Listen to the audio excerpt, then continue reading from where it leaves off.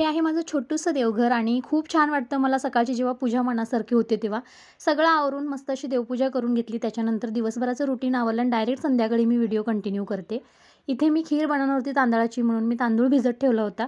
एवढ्याशाच तांदळाची मी बनवते आणि ती बरोबर आम्हा तिघांना पुरते. मी माझ्यासाठी इथे चहा ठेवला आहे आणि ग्रेशूसाठी मी चिक्कूचा मिल्कशेक बनवलेला आहे. ग्रेशू चहा घेत नाही त्याच्यामुळे तिच्यासाठी असं काहीतरी वेगळं-वेगळं आणि हेल्दी करावं लागतं. कारण हे बघणं पण आपलंच काम आहे. त्याच्यानंतर संध्याकाळच्या स्वयंपाकाची तयारी. तर इथे मी बनवणार होती पावटा भात, जो की खूप छान होतो आणि इथं काही ओला मसाला पण त्याच्यामध्ये घालायला लागतो. तर त्याचीच ही तयारी होती. खूप कमी मसाल्यामध्ये पण खूप छान ही रेसिपी तयार होते. थोडक्यात मी इथं तुम्हाला दाखवलेलं आहे. मस्त असं करून घेतलं आहे. घरात आमच्या सगळ्यांना आवडतं. जेव्हा या शेंगांचं सीझन असते तेव्हा मी एकदा तरी करते. गावाकडून या शेंगा आल्या होत्या तर तेच बनवायचं होतं मला. तर त्यासाठी हा सगळा घाट घातला होता आणि खूप छान झालेली ही रेसिपी.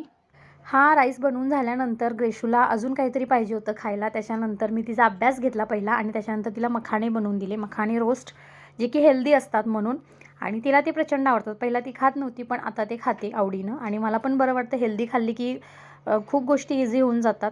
तर असाच चालू होता माझा दिवस. तर तुम्हाला माझे व्हिडिओ आवडत असेल तर चॅनलला नक्की सबस्क्राईब करा, लाईक, शेअर, कमेंट करा आणि बेल आयकॉनवर प्रेस करायला विसरू नका. अभ्यास झाल्यानंतर अशा करामती चालू असतात. आमच्या ड्रॉइंगची फार आवड आहे आणि अभ्यास झाल्यानंतर थोड्या वेळामध्ये ती ड्रॉइंग करायला बसते. तर असा होता आजचा दिवस. परत भेटू नेक्स्ट व्हिडिओमध्ये. बाय.